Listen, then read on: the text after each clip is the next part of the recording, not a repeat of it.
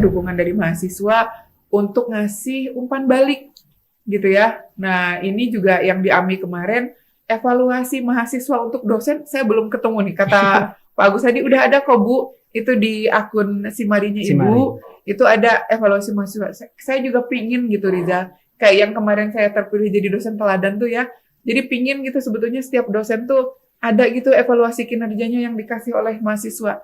Jadi kalau misalnya ada dosen luar, misalkan dosen yang ngajar bahasa Inggris atau PPKN gitu ya, atau apalagi yang dosen luar. PKN, bahasa Inggris, kewirausahaan, bahasa Indonesia, lahan basah, gitu ya. Itu kan tiap tahun kan kayaknya nggak ganti-ganti ya. Iya. Tapi kan kita nggak tahu sebetulnya kinerja dia mengajar nih menurut mahasiswa kayak gimana. Nah kalau misalnya ada masukan dari siswa, Bu ini misalkan apalah gitu ya, misalkan ada perlu perbaikan apa gimana, kita kan mungkin bisa mengganti atau bisa memberikan umpan balik kepada dosen yang bersangkutan. Jadi mutunya itu terus berjalan gitu ya, terus terevaluasi. Nah itu mungkin bisa jadi ada berapa tuh? 1, 2 ya tadi ya. Dari mutu dan dari manajemen. Ya. Oke, pada akhirnya kita akan sampai ke tahapan reakreditasi. Saat ini kan akreditasi kita baik sekali atau B, kemudian di tahun ini kemudian kita akan reakreditasi dan tentu harapannya kita dapat predikat unggul ya Bu. Ya. Nah, kira-kira untuk proses akreditasi sudah sejauh mana dan kira-kira apa yang bisa mahasiswa bantu untuk kita bisa sama-sama dapat akreditasi unggul itu? Ya. Betul. Ya, terima kasih Riza nih, dan terima kasih juga sudah membawa apa yang bisa mahasiswa bantu gitu ya. Tentu ini nanti perlu banget dukungan dari kalian ya, bukan nanti ketika kunjungan lapangan saja, karena nanti ada sampel dari kalian yang akan diwawancarai gitu ya. Tapi ketika proses penyiapan pun ini juga perlu. Kemarin kalian sudah membantu luar biasa dengan input data-data kualitatif kuantitatif ke dalam worksheet ya. Dan sekarang persiapannya itu ya, lembar evaluasi diri ini sudah kami lengkapi nih. Yang dosen-dosen ini kan ada PIC ya, standar ke-1 sampai standar 9, kami udah berbagi, jadi udah lengkap tuh semua gitu ya. Dalam waktu dekat kita akan mengundang Pak Andi. Pak Andi itu dari UNESA, beliau salah satu asesor dari bidang Tekpen. Jadi kita akan minta masukan dari beliau. Ini udah oke belum? Ada perbaikan apa enggak gitu ya? Di review ya Bu? Di review, betul. Jadi coaching klinik lah gitu ya. Nanti tentunya ini juga kan, jadi nanti masukan dari Pak Andi, kita akan tindak lanjuti, baru once ini ready, baru kita submit gitu Riza. Nah, ada beberapa hal yang perlu dibutuhkan, ini yang perlu sentuhan dari mahasiswa, yang tadi udah saya sebetulnya bilang ke Riza ya, soal website, kemudian video profil program studi ya Bu? Iya, betul. Nah ini percayalah nih sama teman-teman, kemarin kan udah bikin video profil Hima gitu ya, sentuhan kreatifnya anak-anak muda lah, silahkan dituangkan. Jadi mungkin kami nggak perlu bikin skripnya, nungguin skrip dari kami nanti susah gitu ya. Jadi silahkan bikin gitu ya, nanti mungkin diskusi boleh gitu ya, tapi silahkan kreasinya. Website juga sama Riza gitu ya.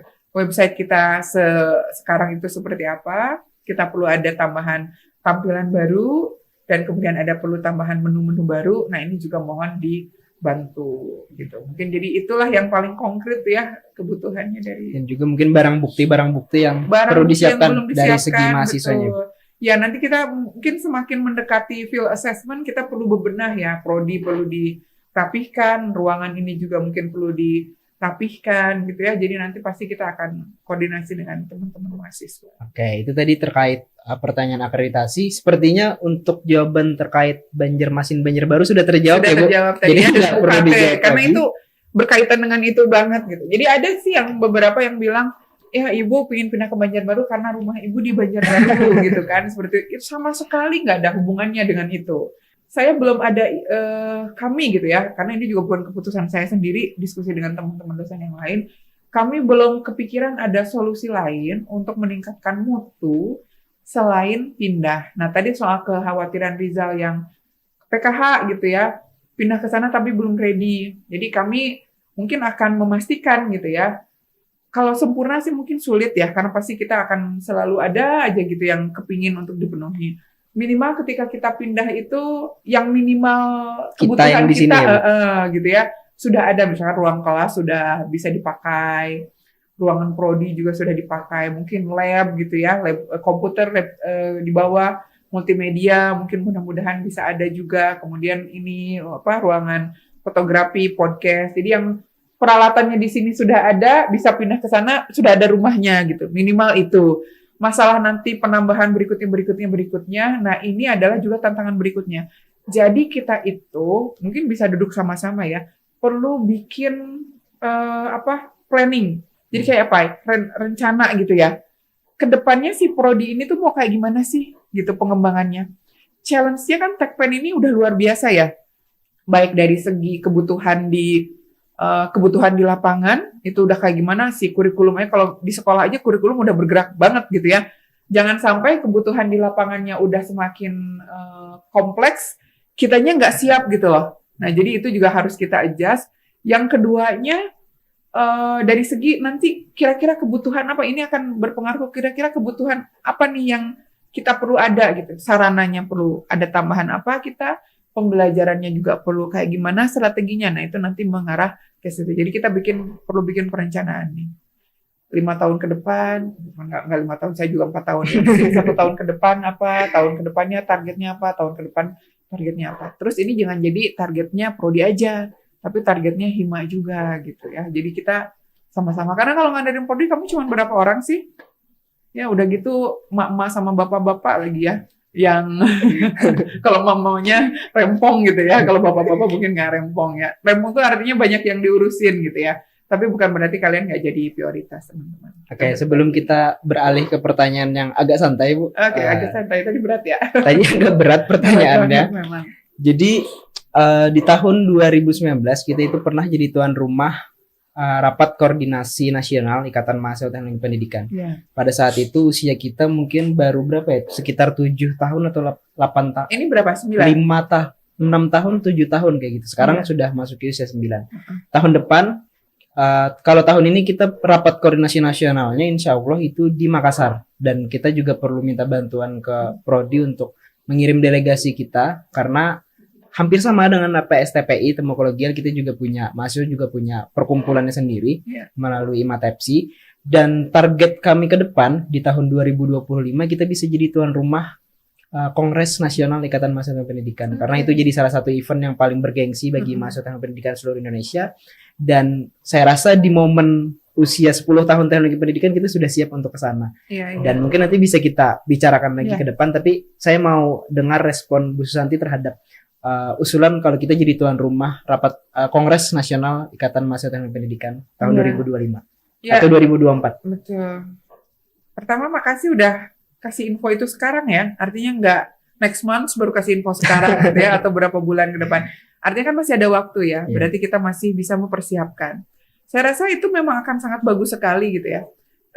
Jadi kita punya waktu untuk mempersiapkan dengan konsekuensinya. Satu dari konsekuensi anggaran tentunya, yang kedua juga dari konsekuensi apa yang mau kita mau kita pamerkan. Tentunya kan ketika mereka datang ke sini kan mereka kita melihat ya, kita rumah kita tuh kayak apa sih gitu ya, sofa kita kayak gimana gitu ya, terus warna catnya pokoknya gitulah kita kalau ke rumah orang gitu ya. Itu persiapannya dari situ. Jadi ya mungkin ini kita bisa bahas sama-sama. Ketika nanti mereka datang ke sini atau acaranya dilaksanakan, kita mau seperti apa acaranya. Kalau ketemu kolegial kemarin kan kita ada visiting lecture, ada seminar, apakah seperti itu juga atau lain sebagainya. Nah, tapi kayaknya kalau untuk mahasiswa tuh kan kayaknya harus ada semacam apa ya, ada yang dan seterusnya gitu. Ada yang bermanfaat lah gitu untuk mahasiswa gitu ya. Ada mungkin ada yang gaya-gaya anak muda gitu loh, kayak bukan outbound gitu ya, kayak team building gitu loh, Rizal. Team building. Jadi kalian itu merasa deket gitu loh dengan pengurus hima dari prodi Tekpen yang lain gitu ya. Jadi ada team building semacam itu. Di akhir mungkin kalian bikin kesepakatan bersama mau kayak gimana nih jalannya hima Tekpen seluruh Indonesia gitu ya. Kemudian nanti koordinasi dengan prodinya supaya nanti juga dengan PSTPI-nya juga selaras. Gitu. Kegiatan rapat koordinasi nasionalnya itu kemungkinan nanti di bulan Februari atau Maret. Jadi 2025. 2024. Sebentar lagi dong. Ya, Ya, benar ya. sekitar berapa ya? Oktober, Sekitar November, Desember, 4 bulan, Januari, 5 Februari. bulan lagi ya, Bu. Itu 4 masih bulan, 5 bentar bulan. dong. Enggak, Iya. itu buat yang rapat koordinasi nasional. Ah, Bu. oke. Jadi rapat. maksudnya ketika nanti kita datang ke rapat koordinasi Oh, yang di nasional, Makassar itu yang ya? di Makassar Oh, itu, siap. kita secara komitmen sudah membawa komitmen dari Korprodi, Oh, iya, Pak iya. Dekan, dan Pak Rektor terhadap kesiapan kita sebagai tuan rumah. Seperti Di itu. Jadi 2025. masih ada waktu untuk mungkin di 2024 di bulan Agustus atau September, Bu. Jadi kan momennya pas nanti dengan disnatalis dan mungkin kita bisa rangkai dengan beberapa kegiatan besar lainnya. Tentunya nanti ini akan kita diskusikan sama-sama lagi di Iya. Prodi karena tentu perlu bantuan khususnya di penganggaran gitu. Iya. Nah, sekarang kita akan masuk ke pertanyaan-pertanyaan yang sudah kawan-kawan kirimkan melalui Instagram Himatek PNFK-PLM. Iya. Mungkin akan banyak sekali pertanyaannya, tapi mungkin Ya, nggak kita apa-apa. bisa. Kan kalau di ruang kelas saya tanya gitu ya. Oke, pertanyaan pertama. Ini sebenarnya sudah dibahas, tapi mungkin perlu Tidak, kenapa? di-clearkan. Pertanyaan adalah Banjarmasin atau Banjarbaru? Oke, sementara ini Banjarbaru. Oke. Ya, karena alasannya tahu ya kalian ya. Oke, selanjutnya Belum ada kepikiran solusi lain. Selanjutnya apa benar nantinya WLM akan menghapus skripsi, khususnya mungkin di Prodi Teknologi Pendidikan ya, Bu? Ya, karena teman-teman tahu saya kedekatan dengan kurikulum Merdeka seperti apa ya. Jadi saya juga setuju dengan kebijakannya Mas Menteri gitu ya teman-teman. Oh seneng ya. Giliran ini seneng, giliran udah ke Banjarbaru nggak mau. Kenapa? Coba aja teman-teman lihat kemarin ketika teman-teman magang misalkan gitu ya atau asistensi mengajar. Bukankah teman-teman itu sedang melakukan penelitian gitu ya? Apalagi tapi kuncinya ketika nanti teman-teman kita memang belum optimal ya Riza, jujur mendampingi teman-teman tuh kemarin ketika asistensi mengajar atau magang. Harusnya dari sejak awal tuh koordinasi dengan dosen pembimbing sehingga kalian tuh diarahkan.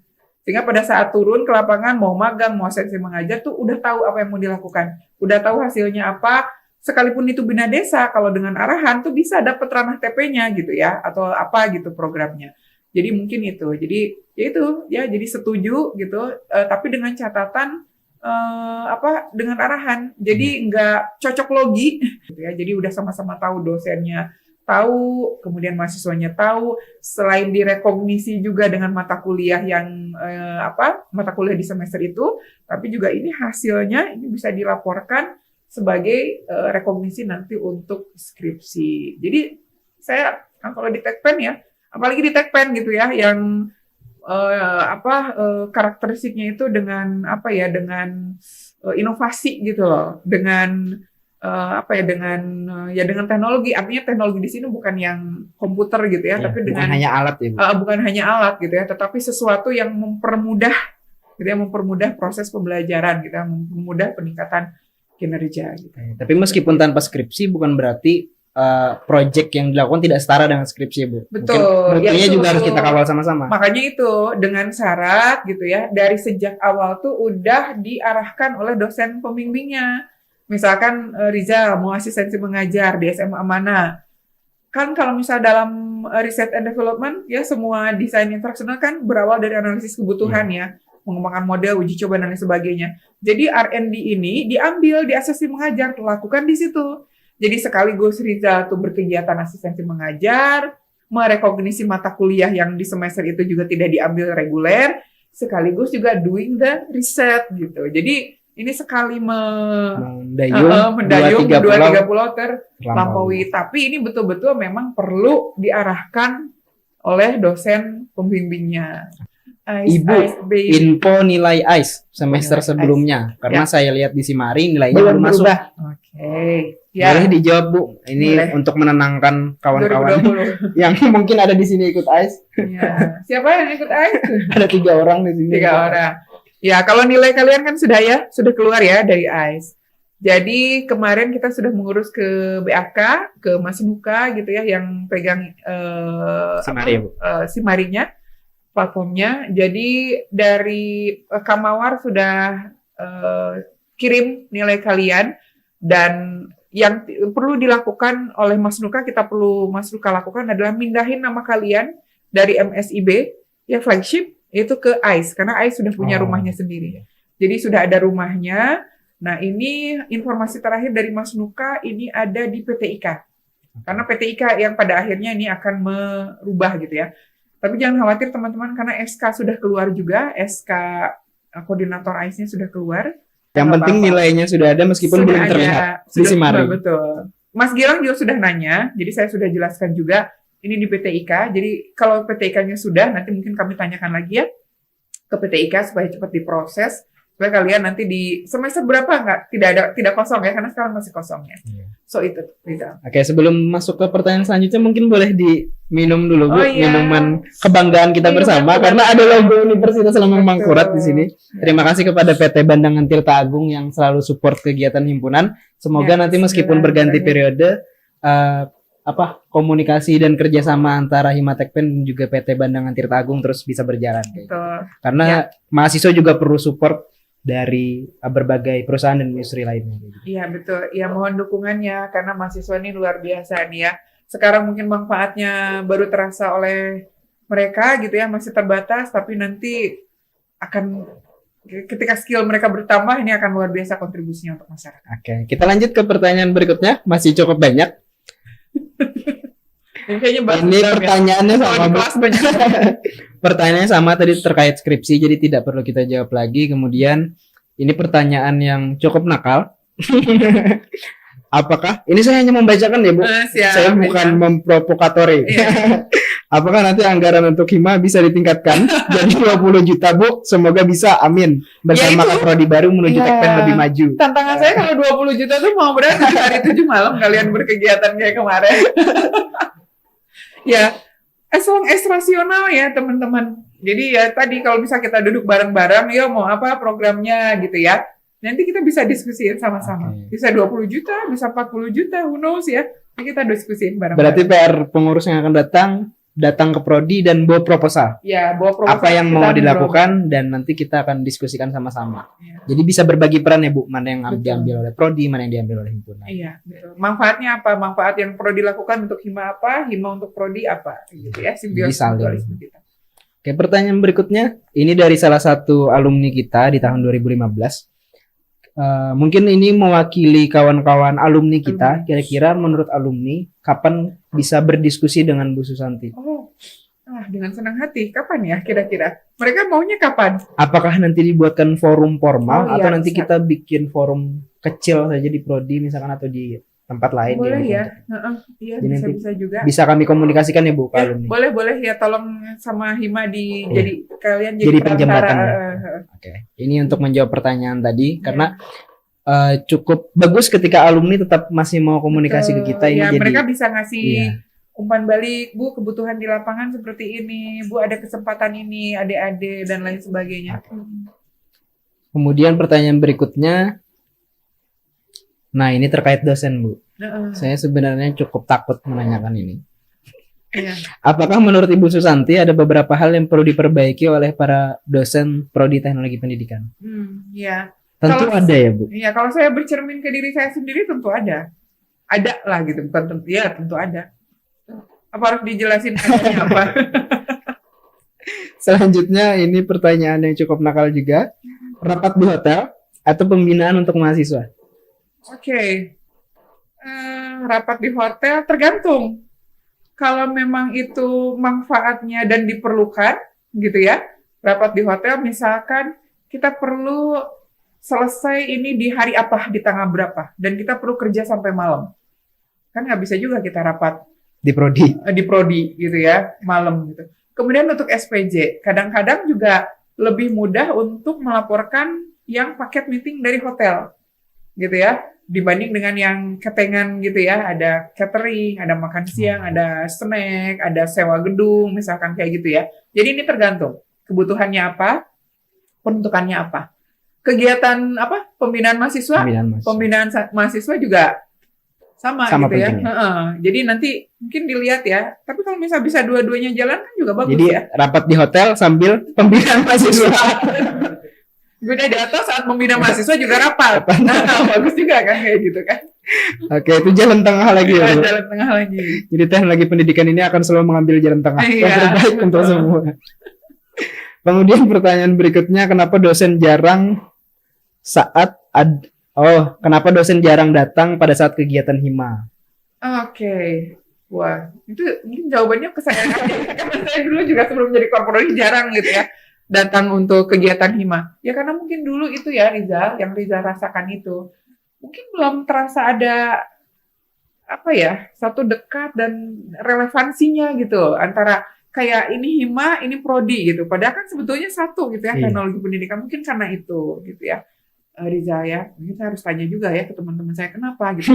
Tapi kalau dari saya sendiri mungkin karena dulu masih baru dan belum terinformasikan ini apa sih kegiatannya, manfaatnya apa dan lain sebagainya. Kesini ketika melihat gitu ya seminar kalian, terus bazar dan kemudian ada Pameran. pameran, kepikiran kan oh harusnya nih anak-anak nih bikin produk, ya bikin buku, bikin video, tapi yang bisa dijual di saat pameran itu. Jadi kalau misalnya saya mau informasiin ke teman-teman guru, yuk datang yuk ke Semarang Teknologi Pendidikan, mereka datang ke sini tuh ada buku mereka bisa langsung beli, ada video bisa mereka langsung beli gitu ya, atau ada aplikasi mereka bisa langsung platform. Jadi itu betul-betul sarana untuk kita apa sih apa pamer gitu namanya juga pameran gitu ya, gitu. Dan itu kan ternyata berhubungan ya dengan prodi Tekpen gitu kan. Nah, terus juga di sana juga teman-teman ada skill gitu ya, berlatih kompetensi yang lain itu berhubungan juga dengan ruang kelas gitu, pembelajaran di ruang kelas, ada manajemen teknologi pendidikan yang kalian terapkan, ada pengembangan media yang kalian terapkan di sana, barulah kemudian aware gitu ya. Nah, mungkin kalau dulu dosen-dosen karena belum terasa gitu ya ini relevansinya dan mungkin belum terasa bahwa segimana sih mereka dibutuhkan gitu ya kehadiran mereka di hima ini gitu ya. Nah sekarang mungkin kalau misalnya mereka sudah tahu mereka dibutuhkan, ada keselarasan gitu ya, ada hubungan keterkaitan antara prodi dengan hima, kedepannya mungkin akan lebih sering terlibat. Oke, terkait pameran tadi jadi feedback yang baik juga bagi kami. Jadi ke depan mungkin di Semarak Teknologi Pendidikan berikutnya selain jual nama teknologi pendidikan kita juga bisa jual karya. Ya. Kembali ke konsep yang kita di awal tadi, kita bisa menghasilkan perputaran uang mahasiswa dari kegiatan-kegiatan seperti jadi, itu. Kemarin ada yang jualan, tapi jualan baju. Dan Bu Susanti ini bisa mengerahkan guru-guru di dua kabupaten kota. Iya, ayo gitu. Minimal yang deket ya. Iya, Banjarmasin dan Banjarbaru. Kembali lagi ke Banjarmasin dan Banjarbaru. Ya, Selanjutnya lagi ya, Banjarmasin atau Banjarbaru ya. Pertanyaan berikutnya adalah apakah ada pengaruh akreditasi terhadap dunia kerja? Iya. Kalau sepengetahuan saya dulu, tapi nggak tahu ya sekarang apa mungkin udah berubah ya. Kalau dulu itu PNS itu ada harus akreditasi A gitu prodinya ya, tapi saya nggak tahu sekarang ya harus diupdate lagi sih.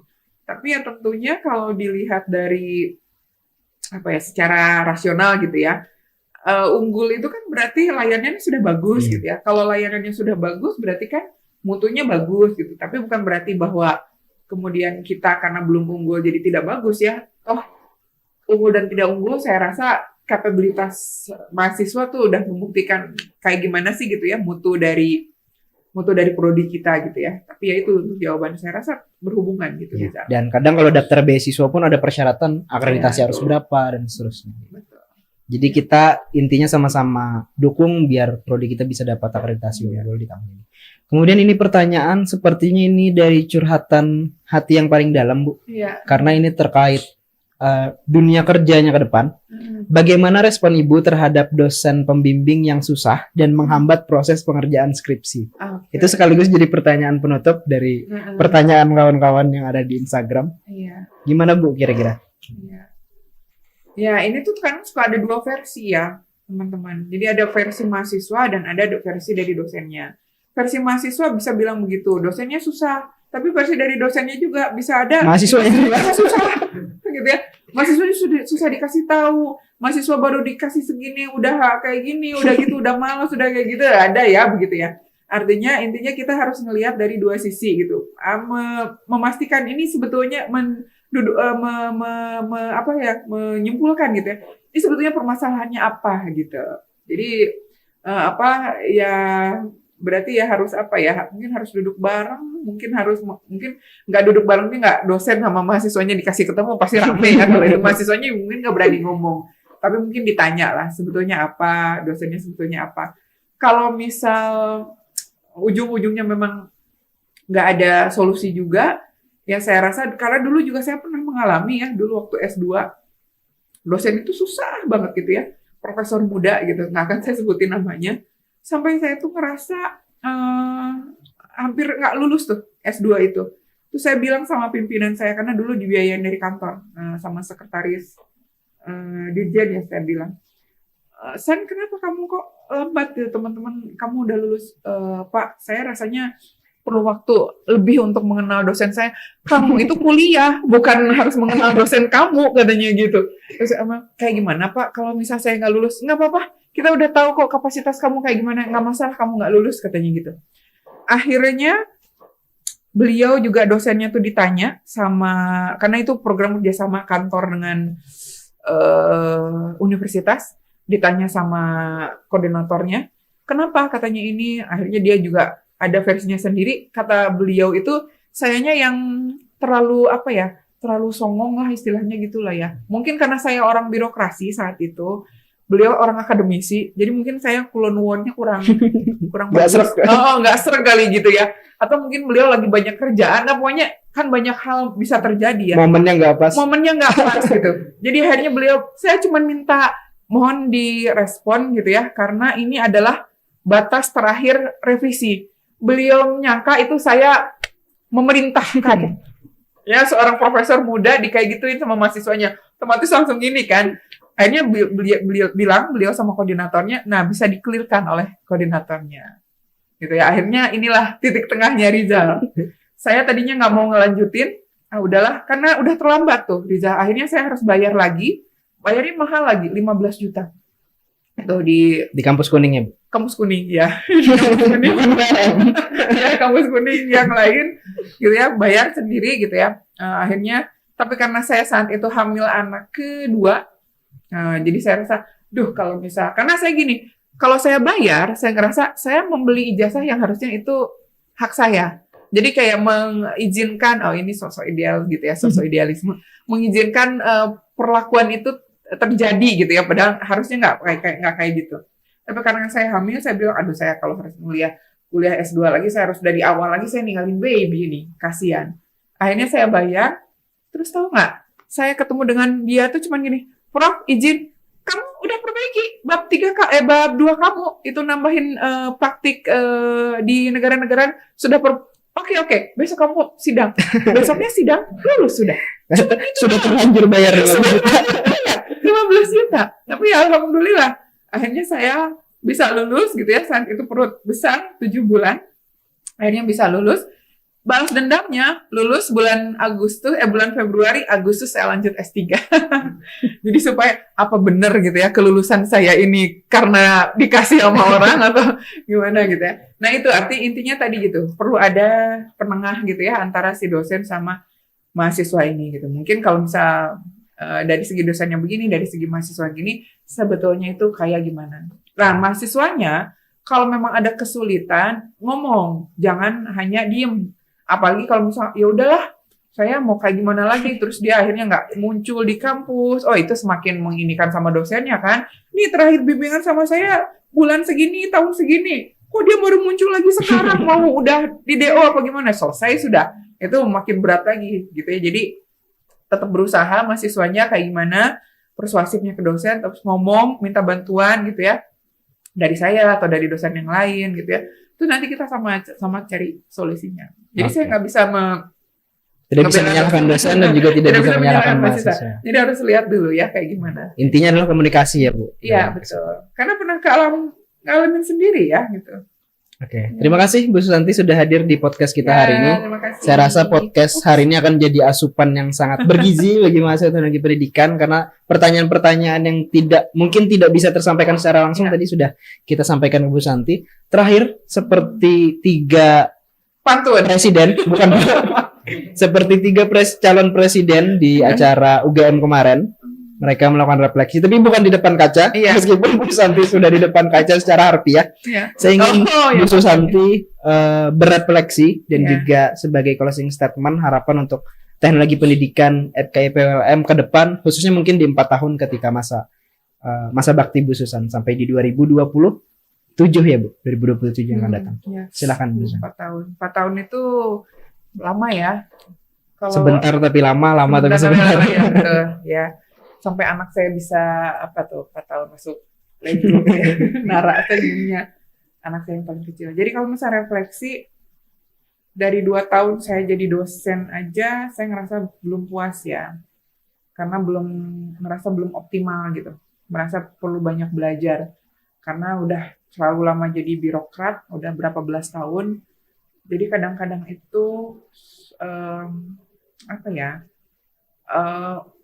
mau tuh segala sesuatu tuh perfect gitu ya, padahal ternyata ketika menghadapi manusia yang banyak gitu, anak-anak muda ini gitu ya, banyak hal yang perlu di-adjust. Nah itu kayaknya yang perlu saya perbaiki, saya perlu belajar terus, karena dan tadi yang kedua juga saya pengen walk the talk gitu ya.